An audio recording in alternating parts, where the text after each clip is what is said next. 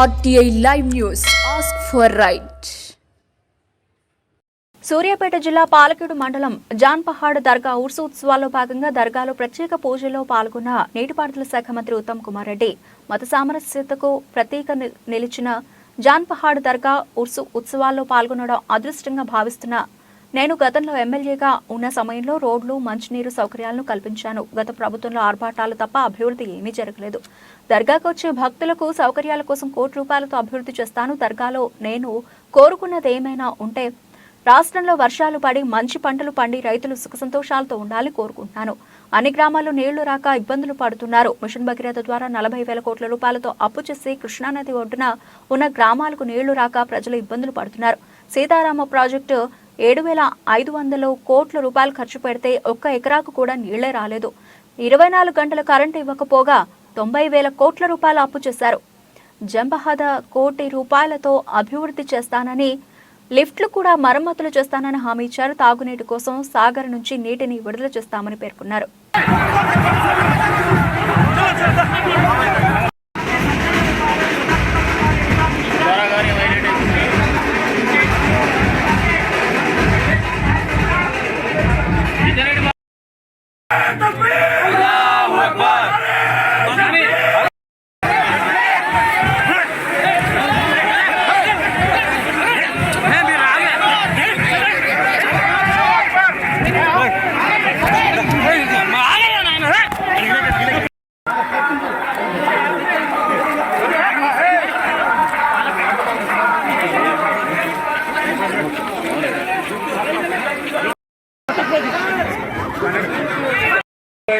కోట్లు అప్పు తీసుకొచ్చి మిషన్ భగీరథ చేసి 99% ఇళ్లకి ప్యూరిఫైడ్ డ్రింకింగ్ వాటర్ ఇస్తున్నామని చెప్పుకున్న అబద్ధాలు పలికిన ప్రభుత్వం ఈరోజు మరి ఏం జరుగుతుందో మీకు తెలుసు.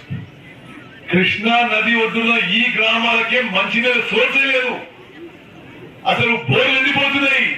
ఏది మిషన్ భగీరథ నాగేశ్వరరావు కరెక్టేనా? మరి ఏది క్రియేట్ చేసిన సోర్సు ఏడిపోయినాయి? ₹1,000 కోట్ల జేబుల్లోకి పోయినాయి. పై నుంచి కింది వరకు అందరూ దోచుకు తిన్నారు.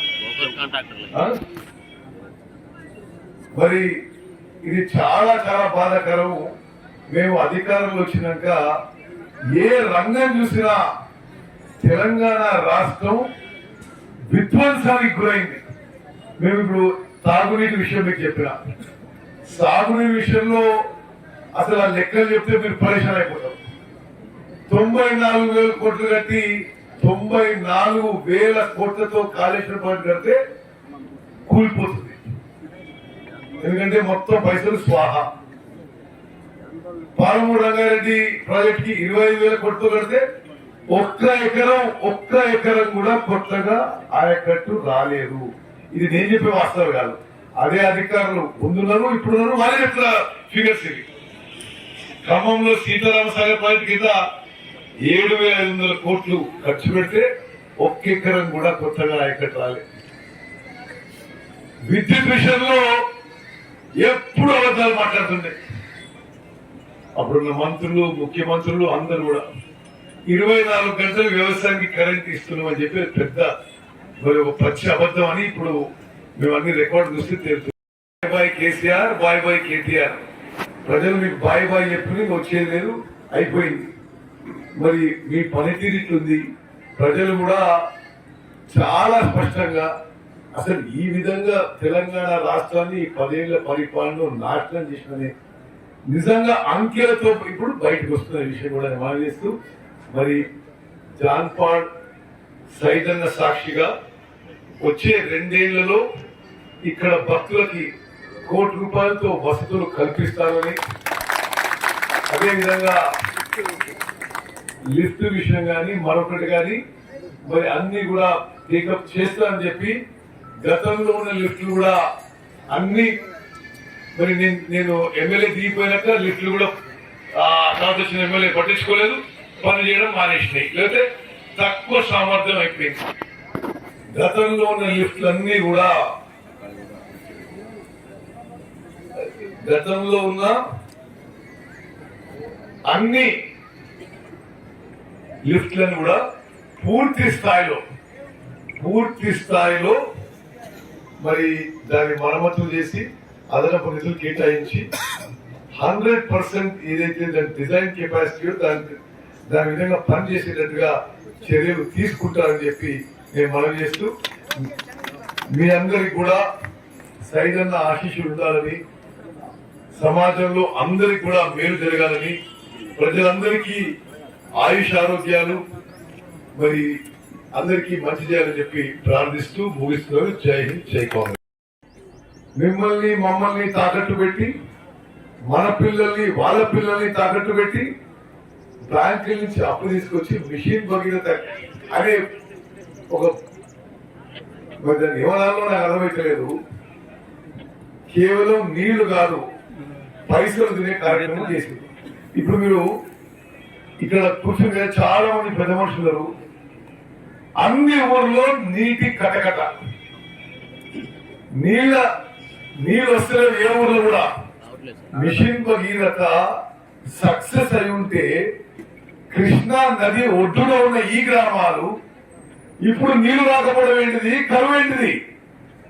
40,000 కోట్లు ఖర్చు పెట్టి 99 గ్రామాలు, 99% గ్రామాలు, దాంట్లో 99% ఇళ్లకి మేము వాటర్ సోర్స్ క్రియేట్.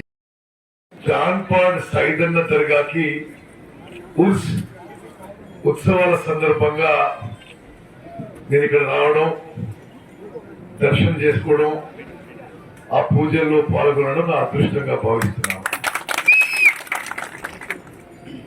జాన్పాడ్ దర్గాకి రాష్ట్రంలోనే ఒక ప్రత్యేక స్థానం ఉంది. మతానికి అతీతంగా లక్షలాది సంఖ్యలో ముస్లింలు, హిందువులు వచ్చి పూజ చేసి వాళ్ళ మనసులో ఉన్న బాధ, వాళ్ళ ఆకాంక్ష, వాళ్ళు కోరుకునేది ఈ సైదన్న దర్గాలో చెప్పుకుంటే వాళ్ళ కోరికలు తీరుతాయనే ఒక నమ్మకంతో లక్షలాది మంది రాష్ట్ర వ్యాప్తంగా, ఆంధ్రప్రదేశ్ రాష్ట్రం నుంచి కూడా ఈ దర్గాకి దర్శనానికి వస్తారు.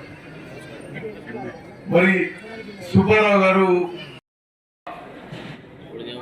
ఆర్భాటం ప్రచారం తప్పితే గ్రౌండ్ లో ₹1 పని కూడా జరగని విషయం కూడా ఇది వాస్తవం, ఇది అక్షర సత్యం. నేను ఈరోజు ఇక్కడ వచ్చే లక్షలాది భక్తులకి వారి సౌకర్యాలు పెంచే విధంగా, వేదిక మీద ఉన్న పెద్దలందరూ, గ్రామస్తులందరూ కోరుకునే విధంగా జాన్పాడ్ దర్గాకు వచ్చే భక్తులకి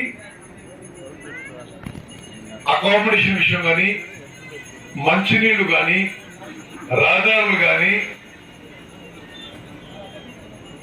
వాళ్ళకి ఎటువంటి సౌకర్యం, లేడీస్ కి ఇంకా బెటర్ టాయిలెట్స్, బెటర్ ఫెసిలిటీస్ కానీ అన్నిటి కలిపి మీరు ప్రపోజల్స్ తయారు చేయండి. ఒకేసారి చేయలేమేమో కానీ ఒక 2 ఏళ్లలో ₹1 కోటి జాన్పాడ్ దర్గాకు వచ్చే భక్తులకి ఒక ₹1 కోటి ఈ ఫెసిలిటీస్, ఈ వసతులు, ఇప్పుడున్న వసతులు మెరుగుపరుద్దాం, కొత్త వసతులు కల్పిద్దామని చెప్పి మీ అందరికీ నేను మాటిస్తున్నాను.